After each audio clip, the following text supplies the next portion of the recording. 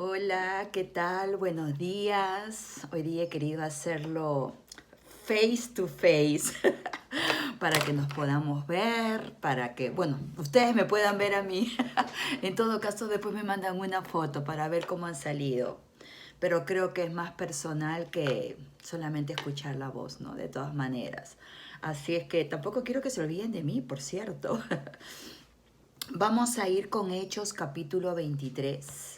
Es un capítulo, ¿cómo podríamos decirlo? Raro, de pronto. No sé cómo caratularlo, no sé qué qué título le pondría.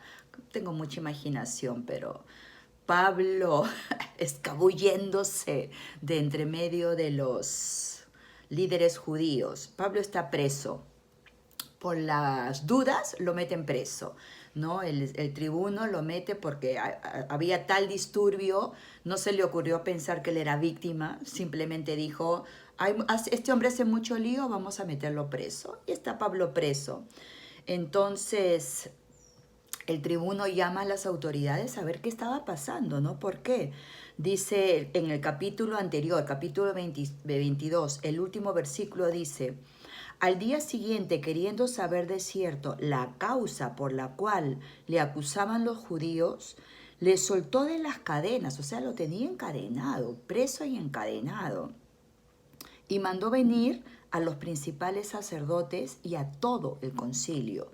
Y sacando a Pablo, le presentó ante ellos, o sea, llamó a todos. El tribuno dijo, no, yo acá no me juego nada, simplemente llamamos a todos. Y le presenta a Pablo, ¿no? Yo me imagino a Pablo tipo un conejito en medio de leones, ¿no? Una cosa así. Pero Pablo es Pablo, definitivamente. Fíjense lo que dice el versículo 1, qué interesante. Entonces Pablo, mirando al concilio, dijo, Pablo en este capítulo habla solamente 2 veces. Esta es la primera vez. Les dice, varones hermanos, yo con toda buena conciencia he vivido delante de Dios hasta el día de hoy. Y el sumo sacerdote Ananías ordenó entonces a los que estaban junto a él que le golpeasen en la boca. Si lo leemos así con un poquito de open mind, ¿no? ¿Qué pasó? ¿Por qué? Pablo lo único que dijo es, yo siempre he vivido honestamente, no sé ahora de qué se me está acusando. Y es como que, ¿por qué lo golpea? ¿Qué pasó ahí? Y Pablo, porque es Pablo, en el versículo 3, entonces Pablo le dijo, Dios te golpeará a ti, pared blanqueada. ¿Estás tú sentado para juzgarme conforme a la ley y quebrantando la ley me mandas golpear? Pablo le da pero con un ladrillo en la cabeza, ¿no? ¡Fla! Se lo tira y le dice, ¿por qué me golpeas? Tú estás aquí para juzgarme, no para golpearme. Y los que estaban presentes, versículo 4, le dijeron, al sumo sacerdote de Dios injurias. Yo me puse a pensar, ¿no? Y dije, Pablo se movía entre las altas esferas de las autoridades judías. A él le daban cartas las autoridades más altas. Entonces, ¿por qué es como que le dicen, oye, este es el sumo sacerdote? Y fíjense la respuesta de Pablo, versículo 5. Pablo dijo, no sabía, hermanos, que era el sumo sacerdote, pues escrito está, no maldecirás a un príncipe de tu pueblo. Pablo, por algo Pablo es Pablo. Entonces es como que no sabía que Ananías era el sumo sacerdote. Si Pablo se movía entre las altísimas esferas, yo tengo una respuesta, ¿no? Que me parece la más lógica. Él pasó muchos años fuera de Jerusalén, acuérdense, muchos años. Él solamente iba a Jerusalén de vez en cuando, hacía lo que tenía que hacer, el trámite que tenía que hacer y luego se regresaba porque tenía pasión por lo que él hacía. Entonces probablemente se desvinculó completamente de las autoridades judías. Después de lo de Damasco, Pablo dejó de ser el Pablo de antes. Entonces ¿cómo sería desvinculó de las autoridades y por eso es que no sabía que Ananías, porque hasta lo último que estaba, si no me equivoco, era Caifás, el último sumo sacerdote, ¿no? El que prendió a Jesús. Pero aparentemente aquí había otro, entonces Pablo no supo, pero Pablo tenía esas cosas, ¿no? Que yo me admiro profundamente. Una autoridad y un coraje que se llevaba el mundo por delante y también esa capacidad de, perdón, no sabía, discúlpenme. En medio de toda su bronca y su rabia, él era capaz de moderarse y de reconocer. Es bien difícil reconocer cuando nos equivocamos, te digo. Yo diría que es una de las cosas más difíciles que pueden haber. Así es que admiro profundamente esa capacidad. Hoy día he venido muy bien acompañada, por supuesto, y esta hora es auspiciada por el mate. Para los que no sabían qué era, se los presento. Y aquí está mi termo también, a ver si... ahí está mi termo. Parece que estoy moviendo todo mi boliche. Ya, ahí está mejor. Esas son unas cosas admirables de él, ¿no? Realmente, wow. El carácter de Pablo es único. Y la segunda vez que Pablo habla es en el versículo 6. Entonces Pablo, notando que una parte era de saduceos y otra de fariseos, alzó la voz en el concilio. Varones hermanos, yo soy fariseo, hijo de fariseos. Acerca de la esperanza y de la resurrección de los muertos se me juzga. ¿Era verdad esto? O sea, ¿esto era el meollo de la verdad? Sí y no, sí y no. Entonces acá Pablo fue astuto, nuevamente, manso como la paloma, astuto como la serpiente. Aquí Pablo fue astuto. Él dijo, vio el auditorio y dijo, está partido por la mitad. Una mitad fariseos que sí creen en la resurrección de los muertos y en la vida de ángeles y todo lo espiritual, digamos. Y están los saduceos, que eran los de la platita, era una élite, era los que mandaban porque tenían mucho poder, mucho dinero, pero raro no creían en la resurrección de los muertos. Acuérdense que ellos también a Jesús lo volvieron loco, ¿no? Con el tema de que, y había una mujer que se casó con un hermano y luego con otro, se casó con los 7 hermanos. Y en el cielo, ¿de quién será mujer? O sea, hacían preguntas siempre con su truquito, ¿no? Con su metidita por ahí. Pablo, astuto, se da cuenta de esto y simplemente dice eso. Y miren lo que pasa en el versículo 7. Cuando dijo esto, se produjo disensión entre los fariseos y los saduceos, y la asamblea se dividió. ¿Qué hizo Pablo? Nada. Se sentó a ver cómo se peleaban. Simple y llanamente no hizo nada.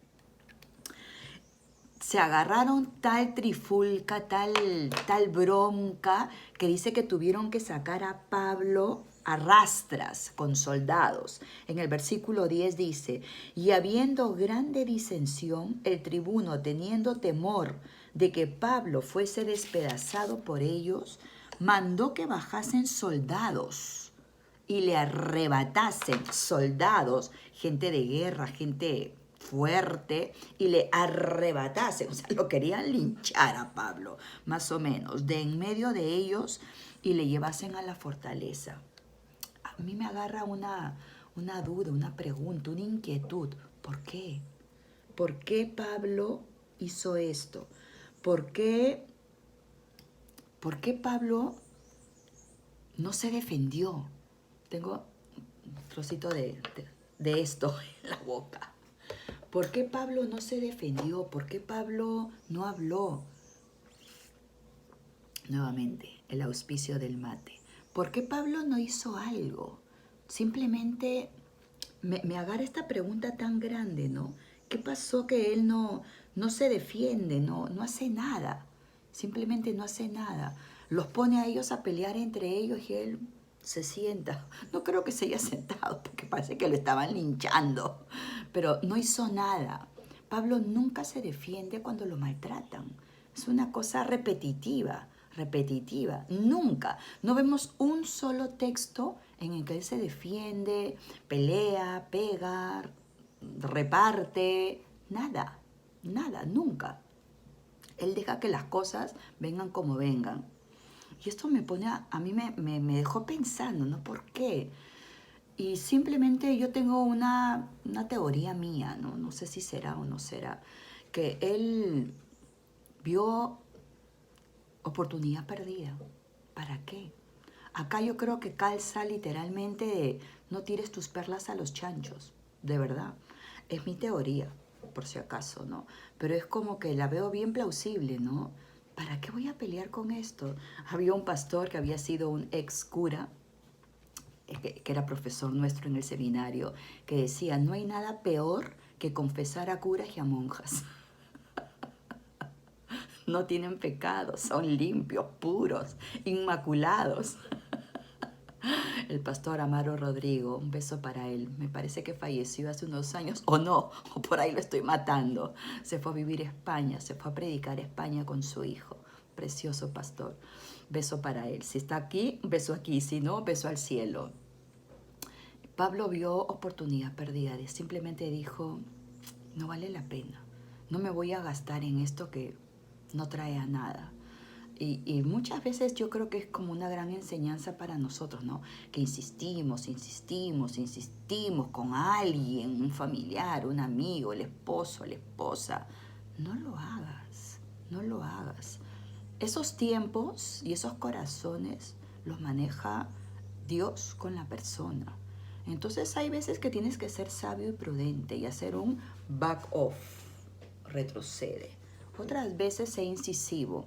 Y aquí Pablo, fíjate que fue bien back off. No voy a insistir. Simplemente lo dejó. Y fíjate lo que recibe a cambio. Esta parte me gusta. Este es un trocito de cielo. Nosotros vivimos bajo cielos abiertos. Tú no tienes que orar, Señor, abre los cielos sobre mi vida, abre los cielos sobre mi país, abre los cielos para aquí, para acá, para allá. Vivimos bajo cielos abiertos. Los cielos se abrieron el día que Jesús estaba siendo bautizado y dice que del cielo vino una voz y el Espíritu Santo se paseó como una paloma. Vivimos bajo cielos abiertos. No tenemos que hacer nada para que se abra. Y es más, en Efesios dice que no solo vivimos bajo cielos abiertos, sino que nosotros estamos sentados con Cristo en Dios. Y Jesús, ¿dónde está sentado? En el cielo a la diestra del Padre. Entonces, ¿dónde estamos sentados nosotros? En el cielo, exactamente. Es como que Jesús y el Padre hablan y nosotros ahí. Sí, a mí me parece, yo opino, yo pienso. Por eso, cuando oras como mendigando, tú no eres un mendigo, tú no eres un huérfano, tú eres hijo y estás sentado con Cristo al lado del Padre. A ver, si Cristo está a la derecha, el Padre está acá, no, a la izquierda. Bueno, en este punto yo estoy al revés que ustedes, pero ponte a pensar en eso. Y esto es un trocito de eso, de cielos abiertos. En el versículo 11 dice, a la noche siguiente se le presentó el Señor y le dijo, ¿cómo se le presentó? No sabemos. No lo dice acá, físicamente, corporalmente, espiritualmente, en su cabeza, una visión, un sueño. No lo dice. Solo dice que se le presentó. Y le dijo, ten ánimo, Pablo. Ya no le dijo Saulo. ¿Observaste? Pablo, pues como has testificado de mí en Jerusalén, ¿qué testificó Pablo? No testificó nada. Si las únicas veces que pudo hablar lo quisieron linchar, tuvieron que arrebatarlo con soldados. Me da mucha risa esto, porque claro, en el capítulo, 22, cuando ya el tribuno se lo estaba llevando y le iban a azotar, un poco antes de que lo azote, lo quieran azotar, Pablo les habla a todos, ¿no? Y les cuenta su testimonio. ¿Quién sabe a eso se referiría? Me quedo con eso. Como has testificado de mí en Jerusalén, así es necesario que testifiques también en Roma. Aquí es donde Dios le traza la línea. Jerusalén, Roma. Y aquí es donde Pablo simplemente dice Roma. Roma, Roma, Roma, Roma, Roma, Roma. No hay tutía. Todo lo que cualquiera le podría decir es, yo tengo que ir a Roma. A mí Dios me lo ha dicho. Y esto es un trocito de cielo, no son cielos abiertos. Cuando muchas veces estamos en... Bueno, esto lo voy a dejar para después. Después lo comento, después lo digo. Un ratito. Mi cebadita de mate, que nunca puede faltar. Yo estaba triste porque años atrás, bastantes años atrás, ninguno de mis hijos tomaba mate. Yo era la única que tomaba en casa. Y de pronto veo que Josué se vuelve matero, pero tanto como yo. Años después, Maru se vuelve matera. Maru todos los días toma mate. Y hace cosa de, ¿qué será? 2, 3 años, Benja se vuelve matero, pero el más matero. Mis 3 hijos son tanto más materos que yo. Me siento orgullosa. Me siento muy orgullosa que metí a mis hijos en el mate. El mate no es esto. El mate simboliza para los argentinos amistad, compañía, tiempo libre, descanso, refrigerio. Es un símbolo. ¿Cómo les explico? Ok, continuando con la prédica. Esto fue una pausa. Todo el resto del capítulo, del versículo 12 al versículo 35, finalizando el capítulo, pues es que quiero predicar rápido, ¿no? Ya, chao, me voy, me voy a desayunar. Mira, lo que hemos deseado tanto, ¿no? Como quisiera los desayunos, los domingos, perdón, estar desayunando en mi casa. Y muchos lo han hecho y han dejado de ir a la iglesia. Espero que estés acá viéndote con un espejito y digas, ¿cuántos domingos yo no fui a la iglesia porque finalmente me quedé desayunando en mi casa? Y ahora es a la ley, obligatorio. Así que cuando se nos abran las puertas y se nos permita, congrégate. No porque te lo manden, te lo ordenen o te vayas a ir al infierno. Simplemente porque es una bendición y es un privilegio. ¿Cuántas personas en el mundo no lo pueden hacer porque les está prohibido por ley, que corren riesgo sus vidas? Y nosotros lo tenemos tan fácil, tan cómodo. Congrégate. Ok, continúo. Entonces dijimos que todo el resto del capítulo es sacando a Pablo. Me gusta porque en este capítulo hay 2 menciones de la familia de Pablo. Dos menciones. Primero habla de su papá, que era fariseo, que es en el versículo 6, ¿no? Dice, yo soy fariseo, hijo de fariseo. Nunca se supo nada del papá de Pablo, jamás. Acá hay un trocito, un cachitín ahí, ¿no? Mi papá también era fariseo. Interesante, ¿no? Interesante cuando los hijos siguen la carrera, la profesión, el oficio del padre. ¿Quién mejor te lo va a enseñar que tu propio papá? ¿De quién mejor podrías aprender que de una persona que ya se ha curtido en ese oficio, ¿no? Si tu papá es pescador, si tu papá es artesano, si tu papá es zapatero. Tenía un amigo, el Gordo Morales en Argentina, que era zapatero. Su papá había sido zapatero. Y es como que el Gordo era un zapatero de alma, o sea, zapatos que se rompían en el seminario, todo el mundo se los llevaba a él porque él de alguna manera los arreglaba. Y él contaba, ¿no? Él contaba el oficio con su papá. Qué interesante. Mi papá era militar y ninguno de mis hermanos quiso ser militares. Yo creo que a él siempre le quedó. Mi hijo intentó, amagó en una época meterse a militar, pero mi papi murió cuando él tenía recién 18 años. 18, 19 años, 18 creo. No había llegado todavía a los 19 o sí, por ahí. Y yo creo que siempre mi papi de alguna manera sintió, ¿no? Que ninguno de sus hijos quiera seguir. Y él tenía 3 hermanos militares. Yo tengo tíos abuelos, bisabuelos militares, familia, muchos militares. Entonces, qué lindo cuando uno sigue la carrera del padre, cuando uno le continúa. Y también hay otra pinceladita de la familia de Pablo, su sobrino, y habla de su hermana, ¿no? En el versículo 16 dice, mas el hijo de la hermana de Pablo, oyendo hablar de la celada, fue y entró en la fortaleza y dio aviso a Pablo. Mira tú, otra pinceladita. O sea, Pablo era humano, era un ser humano.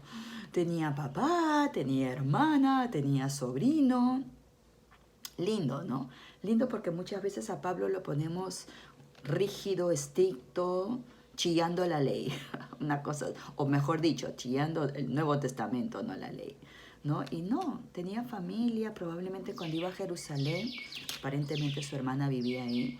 Él iba a la casa de la hermana, pasaba tiempo con ella, con la familia. No se habla de Pablo casado, pero era un hombre de familia. Tenía familia, porque si no, el sobrino, si no hubiesen tenido contacto, el sobrino, no sé, de pronto ni siquiera hubiese ido, ¿no? Y gracias a ese tip que le da el sobrino, habían hecho un complot. Les cuento la historia porque es larga para leer. Habían hecho un complot las autoridades judías para matarlo. Habían hecho una trampa, una celada. Le iban a decir al tribuno que lleve a Pablo para que le hagan unas preguntas más y en el camino lo iban a matar. El sobrino se entera, por lo cual yo deduzco que también la familia de Pablo estaban involucrada en las grandes ligas, ¿no? En las altas esferas judías, porque esto se confabulan las altas autoridades. ¿Qué hacía el sobrino de Pablo ahí? Porque evidentemente la familia de Pablo es una familia que tenía cierta incidencia, cierta autoridad y poder, ¿no? Probablemente. Pablo se entera del complot por su sobrino, se lo manda a decir al tribuno, ¿no? Le dice a su sobrino que vaya y hable. Versículo 17, Pablo, llamando a uno de los centuriones, dijo, lleva a este joven ante el tribuno, porque tiene cierto aviso que darle. En el 19, el tribuno, tomándole de la mano al sobrino y retirándose aparte, le preguntó, ¿qué es lo que tienes que decirme? Y ahí el muchachito le cuenta, ¿no? Se han complotado 40 señores de las autoridades judías para pedirte que lleves a Pablo al concilio porque quieren preguntar, ¿no? Algo, y cuando tú lo lleves, lo van a matar, le van a dar muerte. Entonces aquí el tribuno, interesante, ¿no? Porque no dice nada, pero en el versículo 22 dice, entonces el tribuno despidió al joven mandándole que a nadie dijese que le había dado aviso de esto. Y yo me ponía a pensar, ¿no? ¿El tribuno qué le importa? Si lo mataban o no lo mataban. Pues yo creo que estaba la parte que el tribuno sabía que Pablo era romano. Y a un ciudadano romano es como que no que no se le toque un pelo, pero no cualquiera se lo toca. Entonces yo creo que aquel tribuno dijo, me quiero sacar al paquete de encima. Yo por un momento pensé, qué lindo el tribuno, cómo se preocupa por Pablo, cómo lo cuida, ¿no? No. Simplemente se quiso sacar el paquete de encima. Quiso pasar la papa caliente como ese juego, ¿no? Quiso pasar la papa caliente a otro. Versículo 23, llamando a 2 centuriones. Cada centurión tenía a cargo ¿cuántos hombres? 100. Muy bien. Llamando a 2 centuriones, mandó que preparasen para la hora tercera de la noche 200 soldados, 100 por cada centurión. 70 jinetes y 200 lanceros, o sea, 100, 200, 270 más 200 lanceros serían 470 hombres para que fuesen hasta Cesarea y que preparasen cabalgaduras para poner a Pablo. 470 hombres para llevar a Pablo a otra ciudad, para que no se lo maten, como dice el pastor Bill Johnson, ¿no? En mi turno yo no voy a permitir que nadie muera. Lo que tenemos que declarar hoy en día, ¿no? En mi turno, in our shift, como dicen ellos, nadie va a morir. Van muriendo muchos, así que tenemos que ser más incisivos en nuestra oración.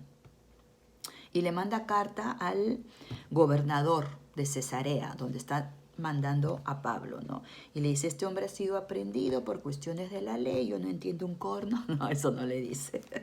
Simplemente te lo mando porque quiero que sepas que acá los judíos lo están acechando, están intimidando también a los acusadores. Les dice, mira, ¿cómo se llama el señor? Félix, te mando a este hombre que hay un drama con él y con su pueblo, su ley, ya verás tú qué haces con él. ¡Pum! La papa se la pasa al gobernador Félix. dice que llevan a Pablo a Cesarea, que era un viaje como de... Yo calculando, porque acá dice los soldados toman a Pablo, lo llevan y al día siguiente lo dejan y regresan. Así que calculo que sería un viaje de sus 15 horas, sería más o menos, porque estaban en caballo. En esa época la gente se movilizaba a pie. En caballo obviamente era más rápido. Y yo creo que ellos también querían sacarse la papa caliente de encima. Uy, me estoy quedando sin batería, sonamos. Así que me apuro. Y simplemente lo manda. La conclusión que podemos... la pregunta, ¿no?, que yo me hacía, ¿por qué Dios no lo saca de la cárcel? ¿Por qué Dios no lo libra? Porque déjeme ver cuánto de batería tengo. Hoy acá no me aparece la cantidad de batería, pero me parece que me estoy quedando sin batería. Bueno, si desaparezco súbitamente es que me quedé sin batería. ¿Por qué Dios no lo libra? ¿Por qué Dios no hace algo para sacarlo de la cárcel, ¿no? Y fíjense que Dios muchas veces no hace eso. Pero en el versículo 11, cuando se le aparece, Dios te da las fuerzas para lo que necesitas hacer. No necesariamente te quita el problema, porque tú ponte a pensar como padres. Si cada vez que nuestros hijos tienen un problema, simplemente tienen un problema en el colegio, vamos y hablamos con el director. Tienen un problema con el amiguito, el vecino, vamos y hablamos con el papá. Tienen un problema de aprendizaje, le hacemos las tareas nosotros. Tienen un problema de carácter, pagamos para que no los metan preso. Tienen un problema de... ¿Qué estaríamos formando? Exactamente. Estaríamos formando forajidos.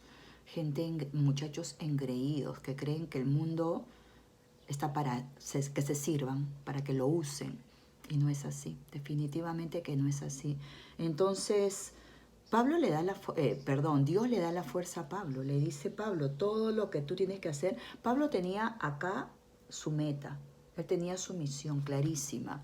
Y eso es una cosa que todos tenemos que descubrir. ¿Cuál es tu misión aquí en la tierra? Yo creo que esta es la conclusión antes de que me quede sin batería. Esta es la conclusión básica y primordial. Espérense que voy a enchufarlo, ¿ya? De pronto, un ratito. Ahí está. Pronto me quede medio chuequito. Uy, ya no va a quedar tan derechito, no importa, mejor lo agarro, muy fácil. Él tenía una misión, un cometido y simplemente lo iba a llevar a cabo, ¿no? Como sea que fuese. Y esta es, yo creo que la enseñanza más importante. Ya no puedo tomar mate, tengo mi mano ocupada. A ver, uy. Este era el cometido, ¿no? Esto es lo que nosotros tenemos que sacar en limpio de este capítulo, ¿no? ¿Cuál es mi cometido? ¿Cuál es mi misión? Yo la mía la canto por los cuatro vientos, ¿no? Mi misión, mi cometido es capacitar. Yo soy maestra, yo estoy buena para capacitar. Todo lo que yo aprendo no me gusta que quede en papeles. Todo lo que he aprendido, pues es que soy tan meticulosa como guardo mis papeles, mis estudios, las cosas que he cursado. Soy extremadamente, ¿por qué? Porque es la única manera de luego entenderlo. ¿Viste cuando estás en la clase que copias todo así nomás, borrones, taquigrafía? Y después yo llegaba a mi casa y todo lo pasaba en limpio. Mis carpetas eran, de verdad, eran un lujo. Todo el mundo las quería. Todavía las tengo, algunas. Otras se me han perdido en tanta mudanza.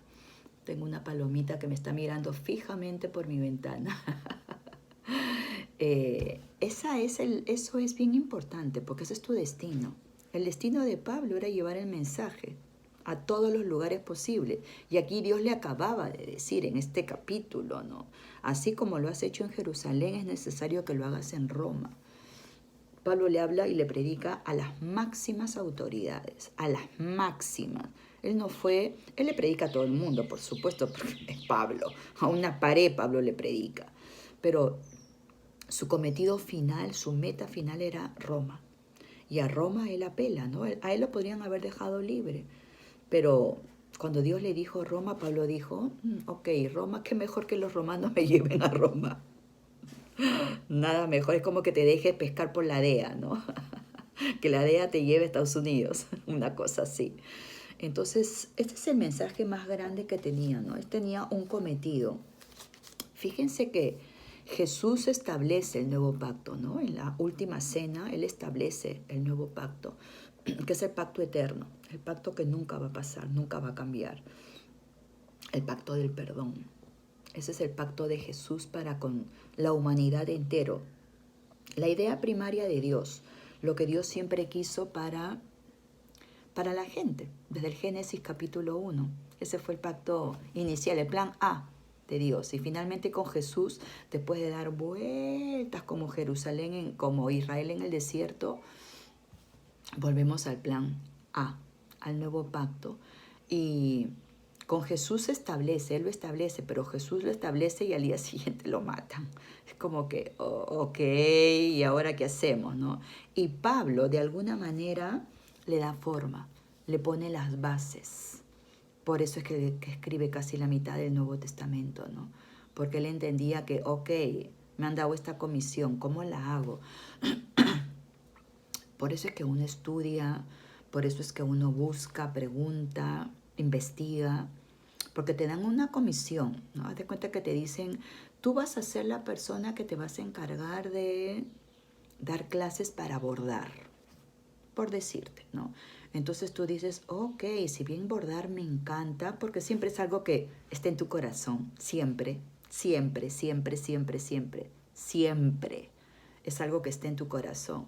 Entonces, pero cuando ya te le dan forma y te dicen, te apuntan a la meta, tú dices, ok, ya. Entonces, si tú vas a ser un gran bordador o vas a ser un capacitador, un maestro, ¿qué tienes que empezar a hacer? Prepararte, capacitarte, investigar, no quedarte sentado mirando el cielo esperando que el bordado venga a ti y de manera mágica aprendas a bordar de la noche a la mañana. No, tienes que hacer tu parte. Exactamente. Entonces, bueno, te dejo con esto. Yo creo que es bastante. Llevamos ya 32 minutos, más que suficiente. Dicen que un buen sermón tiene que durar 28 minutos. No sé, será así o no será. Pero vamos a orar. Padre Santo, gracias.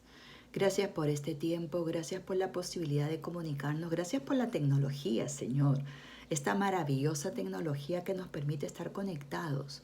Todos en nuestras casitas bien protegidos, pero conectados, comunicados, pudiendo tener una iglesia cibernética, ¿no? Una iglesia en cada casa, que cada cristiano se vuelva una iglesia ahí donde está, en su casa, con su familia. Tiempo de orar, tiempo de leer la palabra, tiempo de compartir. Qué maravilloso, Señor, gracias. Gracias porque si el enemigo quiso aplastar la iglesia, logró exactamente lo contrario. Logró avivarla, le echó aire. Y yo te estoy tan agradecida por eso. Gracias por mis hermanos, los bendigo. Declaro salud, paz, provisión, Señor, que no les falte nada. Nunca falte el pancito sobre su mesa. Pensamientos de vida, pensamientos buenos, de paz, de tranquilidad. Oro por Teresa, Señor, la mamá de Maritza, que quieren desentubarla. Señor, que esos pulmones empiecen a funcionar, que esa traqueotomía no se realice, Señor. Oramos y le ordenamos a esos pulmones, ya comienzan a funcionar. Que el día de mañana llamen a Maritza y le digan, oye, no entendemos nada. Ha sucedido un milagro y tu mamá está respirando. Hemos tenido que desentubarla porque ella respira sola. Gracias, Padre. Gracias porque tú eres un Dios bueno. Te bendecimos, precioso Dios. Gracias por regalarnos este bello domingo de sol, precioso. Oramos por el Perú, por el presidente, sabiduría, firmeza, por cada peruano para que tome conciencia de que no nos están acuartelando, nos están protegiendo. Para que ese virus se detenga, le ordenamos al coronavirus, al COVID-19, que desaparezca y suelte las vidas de las personas, que se restablezcan y se sanen todos los que han sido infectados y que se detengan las muertes. En el nombre de Jesús. Gracias. Beso. Chao. Hasta el próximo domingo. Bye.